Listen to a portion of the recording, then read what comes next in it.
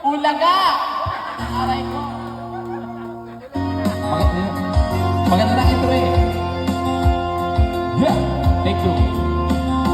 Ngayon ko nakaupo,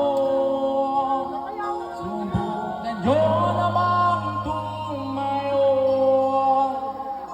at baka matanaw ninyo ang tunay na kalagayan mo.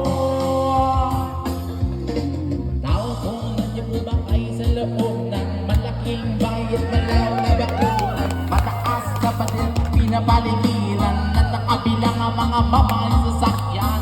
Mga batay na lang ibulong na bulong, wala naman kasi pero marami yung nakabaro. Lumakas man ang ulan ay wala po sa bukong mga plat. Kutsara na hindi kilala ang tutungan ng kanisip mo nilangas. Nasaan sa lamisa ang iyong sarap siguro manirag. Sabay na ganyan sabi pa nila dito mo rin matagpuan ng tao na nagmamikay. Nag-isa ang ang biro pagkakataon pinakagawan. Kaya naman di niya pinakakawalan. Kung makikita ko naman sa iyak ang sigwa ko na nakaupo, subukan nyo namang tumayo, at baka matanaw ninyo ang tunay na kalagayan mo.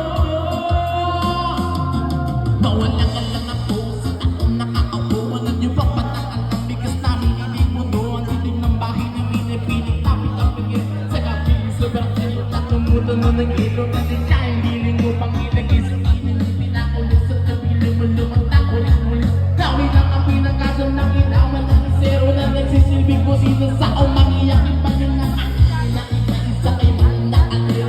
Supal pa nagkakaroon pag-akin siswelo pero kulang pa rin. Unang matingin kasi na si Kwete Ben sa maghabang magkain. Di ko alam kung talagang maraming harang o batas lang ang bakot o maraming nabubulakan. Awan ko kayo kahit sa dami ng pera nyo, walang totoo na mga pagpapalan ng mga nyo. Kaya huwag kang masyadong ulaga. Bato sa langit, ang matama ay huwag magdamit. Bato sa langit, ang matama. Sige, meron. Huwag masyadong ulaga. Masyadong ulaga.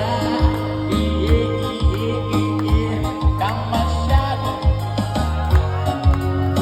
Next mo na. Kaya maraming salamat po sa nabigyan ng compliment. Yan. Dahil nakikikapitan ng mayor yan.